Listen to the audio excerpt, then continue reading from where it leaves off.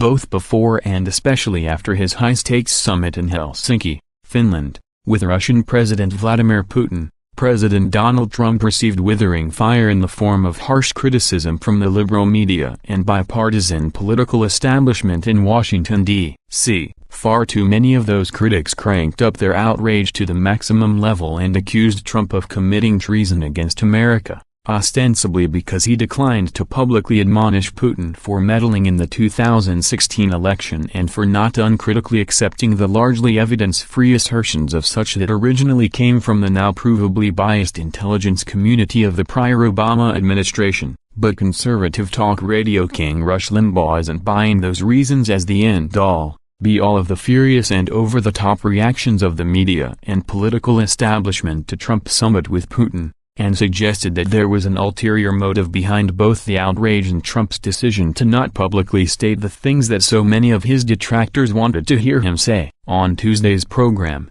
Limbaugh stated, "There has to be a reason for this delusional, out of control, deranged and yet unified reaction to Trump and Putin in the press conference yesterday. There has to be some explanation for it. And it's not that Trump didn't call Putin out. That's not what these people are upset about. It's what they're trying to make you think they're upset about. And I am here to tell you, it is not what they are telling you it is. It is not that they think Trump acted treasonously. It is not that they think Trump didn't call Putin out. It is not that Trump did not defend his own intelligence people," he continued. Rather, Limbaugh attempted to explain that the real reason the media and political establishment were so completely outraged by the summit is that, once again, Trump essentially outsmarted them and declined to play into their preset narrative by avoiding saying things that would immediately be used against him before the summit was even officially concluded. Limbaugh glossed over how the media and political establishment still haven't gotten over the fact that Trump won the 2016 election and are still operating under the delusion that he will say or do something where they can shout "Aha,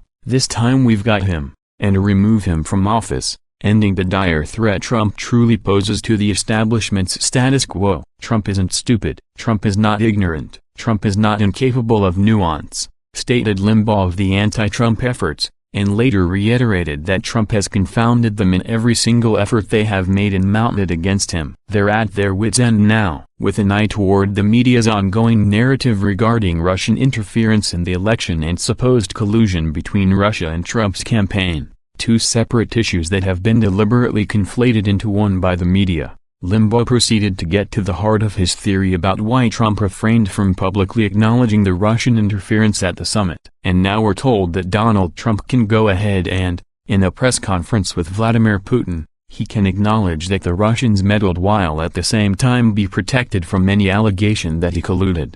Limbaugh said, "Sorry, folks, if Donald Trump had done what they wanted him to do yesterday, if Donald Trump had done what they were trying to force him to do, if Donald Trump had acknowledged to Vladimir Putin's face that he had meddled in the 2016 presidential election, before that press conference was over, the New York Times would have a headline, 'Trump validates Mueller investigation'. Trump acknowledges Russians affected election outcome. Trump acknowledges Russia may have played a role in thwarting American democracy. There is no doubt in my mind that if Donald Trump had acknowledged what everybody in the deep state is demanding that he acknowledge, that the Russians meddled, which, they meddle in everything, and they have been for 50 years, Limbaugh asserted. But in this case, the people of this country have been told that Donald Trump's illegitimate, just like George Bush was illegitimate because of the Florida recount. His presidency was illegitimate, invalid. We don't have to listen to what George W. Bush wants or thinks.